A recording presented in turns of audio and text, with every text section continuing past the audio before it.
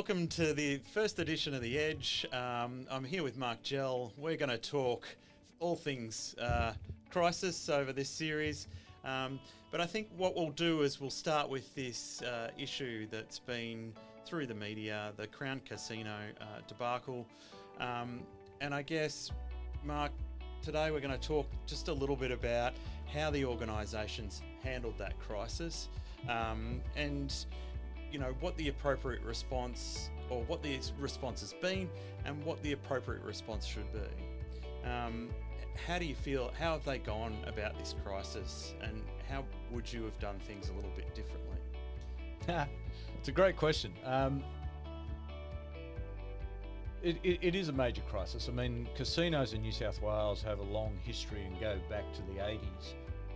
When we were in politics, we had a really good deep look at it because we needed to work out, you know, what sort of structures can you put in place to actually put checks and balances to ensure that mobsters and crime people didn't launder money and so on and so forth. So Crown has found itself in a bit of deep poop as a result of its the way that it's actually gone about managing some of these issues. And it's been found out. You've got to ask yourself some fundamental questions that if there was money laundering going through some of their businesses, or there were, you know, potential side transactions that were taking place, why the full board didn't know about it. So in other words, you know, why weren't the governance structures in place that allowed them to actually get on top of these things and manage these issues?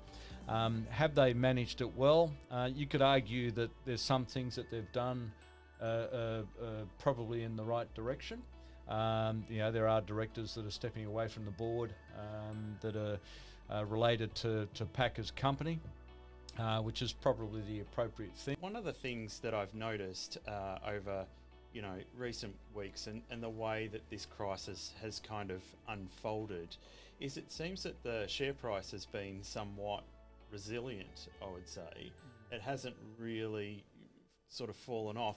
So what can we sort of read into what shareholders are thinking at the moment about this crisis? Well, I think, you know, I was reading today in the paper, Perpetual, which is one of the major shareholders, are actually backed what the regulators had come up with in terms of the report.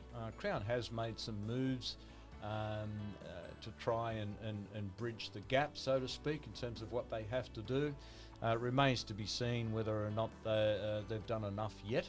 I'm sure they'll do what it takes to make sure that they can operate the Sydney Casino, the new Sydney Casino. But, you know, let's not forget they've also got the Crown Casino in Victoria. They've also got other facilities, I think, in WA.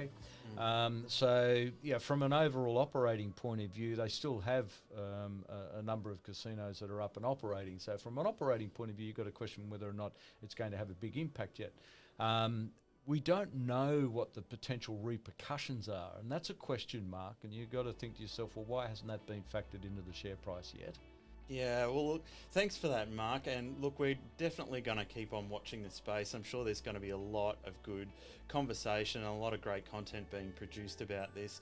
It's an unfolding crisis and an area that I think that we'll be looking closely at in the future.